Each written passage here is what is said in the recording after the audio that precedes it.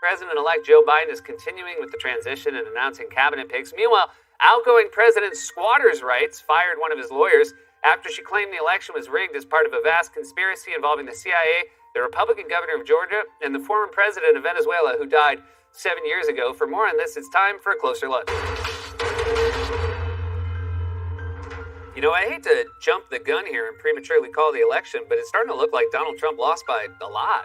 Joe Biden's popular vote lead is over 6 million, and in total, he has more votes than any president-elect in history. Or to put it another, more fun way, more people came out to vote against Donald Trump than have ever come out to vote against any presidential candidate in the history of the United States. And Donald, if you ever get mad when you see President Biden, know that it likely only happened because of you. Joe Biden ran for president a bunch of times before this and never finished in the top tier, but against you, it turns out he was the perfect choice. Biden was like that weird kid in school that nobody hung out with because he smelled like garlic, and then a vampire attacked prom and everyone said, "Quick, get Stinky Kevin." And he'll never say it, but you know when Biden told Obama he was going to run for president again, Obama must have thought, "I'm sorry, you didn't think being my vice president was the best job you were ever going to have? You thought it was a stepping stone to bigger things?" It's like a Walmart greeter getting hired and saying, "One day I'm going to run this place." But thanks to Donald Trump, it happened because more people came out to vote against Donald Trump than have ever come out to vote against any presidential candidate in the history of the United States. And sure, we all know that in the back of our minds that millions of people did vote for Donald Trump, and that speaks to a great darkness we cannot fully handle, but that thought isn't going to get you up and on the Peloton in the morning, so let's just bookmark it.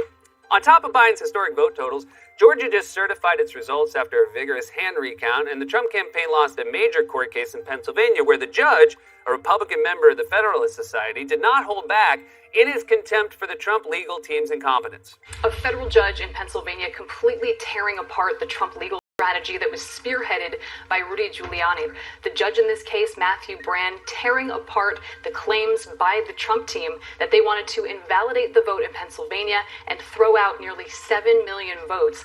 The judge in this case saying this: "One might expect that when seeking such a startling outcome, a plaintiff would come formidably armed with compelling legal arguments and factual proof of rampant corruption.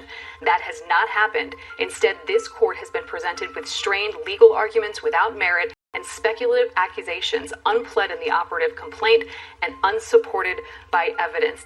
That's about as harsh as it gets for a federal judge. That's like hearing Paul Hollywood say underbaked. Just devastating. Netflix should really put up a warning at the top of that show. I also like the part where the judge says you'd expect the Trump legal team to come armed with compelling legal arguments and factual proof. Judge, take a hint when they don't come in with briefcases behind them with file boxes. Rudy and his greasers walk in with iPhones and Cliff Bars and a they all share. They think this is a high school forensics team competition where the kid with the weirdest adult energy wins by talking longest. Why would you expect this crew to roll in with proof? It's like expecting my burnout cousin to come to Thanksgiving on time with sweet potatoes. You know he's going to show up at 10 p.m. with meth and a woman he met at a casino. "Hey, this is Sapphire, and she's going to be a stripper magician. Show him your stuff, babe." By the way, I want to know how Rudy and his gang keep getting court dates to even bring this to a judge. They have had multiple days in court. The election was, 3 weeks ago? Do you know how long it takes for regular people to get a court date? In 2017, I was driving a zip car in Manhattan. My dog Frisbee jumped in the front seat and started scanning radio stations, and I was startled, and I swerved into a halal cart near the curb. It was the most yelling ever heard in New York City. The halal vendor sued me. Zipcar countersued both me and the halal guy. Meanwhile, Frisbee is suing Sirius Satellite Radio for changing 40s on 4 to Channel 73, the confusion that started this whole debacle. This happened 3 years ago, and we have a hearing scheduled for 2025. And that was only because I pulled some strings. Anyway, I think I was talking about something. Oh, right. And now, prominent Republicans such as the governors of Arkansas and Ohio, Michigan Congressman Fred Upton, and Pennsylvania Senator Pat Toomey are calling Joe Biden the president-elect and saying the transition should begin. Even longtime Trump friend and ally Chris Christie had this to say about the Trump legal team's efforts to overturn the election. "I've been a supporter of the president. I voted for him twice. But elections have consequences. And we cannot continue to act as if something happened here that didn't happen. Quite frankly, the conduct of the president's legal team has been a national embarrassment. They allege fraud outside the courtroom, but when they go inside the courtroom, they don't plead fraud and they don't argue fraud. If you're unwilling to come forward and present the evidence, it must mean the evidence doesn't exist." You know it's bad when Chris Christie, whose main job for years was standing behind Trump at press conferences like Bobby Bacala waiting for his next humiliating errand, calls you a national embarrassment. But Christie's other point is important too. lawyers only claim there's fraud when they're outside the courtroom, never when they're inside the courtroom, because court is different from TV. In court, you get in real trouble for lying, but when they're in front of TV cameras, you hear all these Trump lawyers say crazy, ambiguous, debunked stuff about dead voters and election software and affidavits or whatever. In fact, in that very hearing, Rudy Giuliani ultimately lost. He seemed confused about basic legal terms like strict scrutiny and admitted in court that the campaign was not actually alleging that fraud had taken place, which, it should be noted, is like saying in a murder trial, "Hi, I'm the alleged victim, and I'm still alive." What standard review should I apply in this case? On a motion to dismiss? Well, I mean, I think the normal one. Are you arguing then that strict scrutiny should apply here? No, the normal scrutiny should apply. If we had alleged fraud, yes, but this is not a... When someone brings a guitar case, they are also probably a fraud. If this wasn't a fraud case, then what was it? You guys keep saying there's voter fraud in public, but then not arguing voter fraud in court. It's like how you say in front of your kids, better be good this year, Santa might not come, and then at 3 a.m. you're on the floor in your living room drinking scotch, trying to tie a bow around a lightsaber, screaming, "Paper keeps ripping!" Oh, hey, why don't we just have it like peeking out from behind the couch? It's like a little piece of lightsaber. All right, I'll wrap it. Well, I just think it would, the thing is they get it as a gift. Okay. In fact, they haven't alleged any actual voter fraud at all because it doesn't exist. Instead, they've resorted to bat crazy conspiracy theories about election software and international communists. And you know, one thing I'm definitely not going to miss about the Trump era is the Mad Lib style news reporting. Every time you hear about something the Trump team said, it's like an old Dennis Miller joke from the 80s. Brian Kemp and Hugo Chavez are teaming up to steal this election like Kitty and Peter Carruthers going for the gold at Sarajevo. Okay, babe? Another thing I won't miss is trying to follow the rotating cast of fringe right-wing weirdos that come in and out of the Trump world. Like, you remember this guy, Joseph DeGenova, the Trump lawyer and right-wing lunatic who looks like he got busted for trying to sneak his own pasta sauce onto a Pan Am flight? What you guys got is no better than ketchup. He basically got banned. He got banned from Fox News for anti-Semitism. That's like getting kicked off Bravo for drinking wine in a hot tub. DeGenova was briefly one of Trump's lawyers during the Mueller investigation and then got dumped like a week later, even though he's the only question he's ever answered is, what if Dennis Franz wasn't so sexy?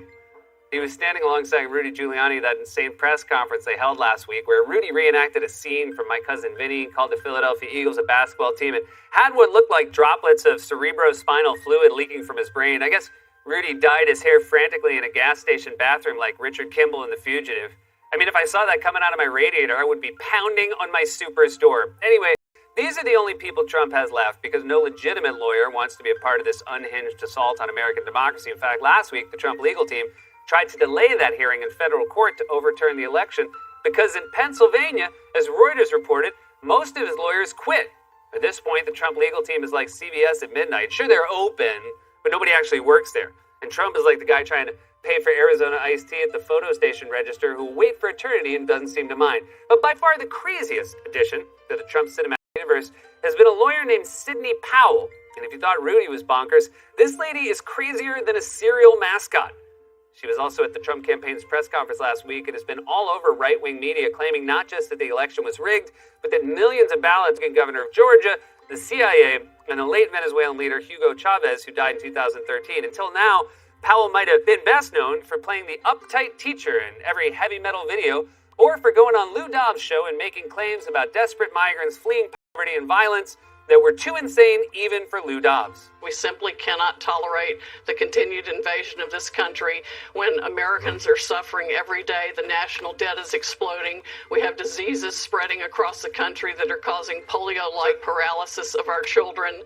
It's one thing after the other. So you can't very well blame that disease on illegal immigrants. We don't know the cause of it.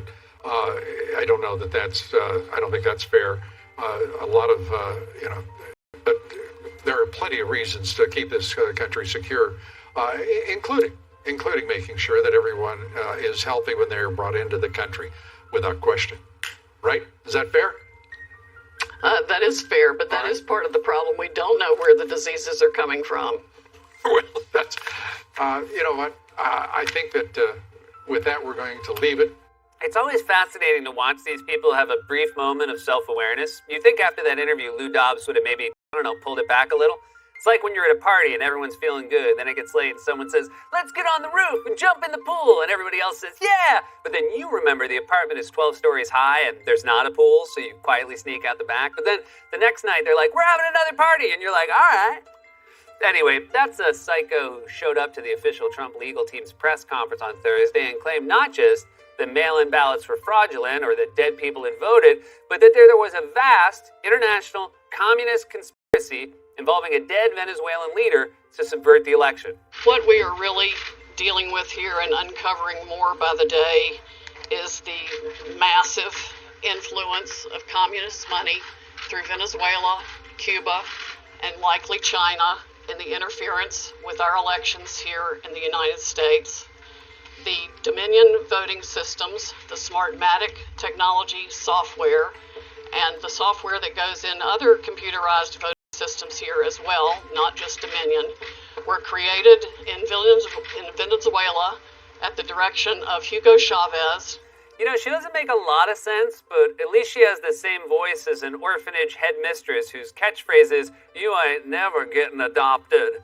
Still nice to know that dead people who are voting are Hugo Chavez? Who else voted in this election? Boutros Ghali? So Powell alleged a vast conspiracy involving Hugo Chavez to help Joe Biden win the presidential election, and yet curiously, she kept refusing to provide evidence of this vast scheme when pressed, even by friendly Fox News hosts who were basically... So, Sidney, you feel that you will be able to prove this. Do you have the software in your possession? Do you have the hardware in your possession? How will you prove this, Sidney? Well, I've got lots of ways to prove it, Maria, but I'm not going to tell on national TV what all we have. So we invited Sidney Powell on this show. We would have given her the whole hour. We would have given her the entire week, actually, and listened quietly the whole time at rapt attention. That's a big story. But she never sent us any evidence, despite a lot of requests, polite requests. Not a page. When we kept pressing, she got angry and told us to stop contacting her.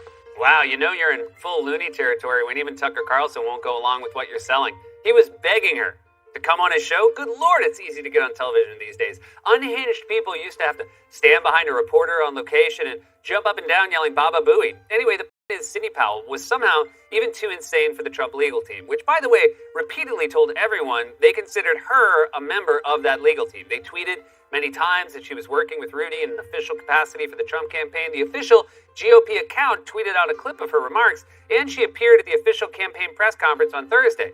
But I guess she went too far even for Trump over the weekend when she went on the far-right Newsmax channel and claimed that the Republican governor of Georgia, a staunch Trump ally, was somehow part of the plot along with Hugo Chavez and also the CIA. Georgia's probably going to be the first state I'm going to blow up, and Mr. Kemp and the Secretary of State need to go with it because they're in on the Dominion scam with their last-minute purchase or award of a contract to Dominion of $100 million.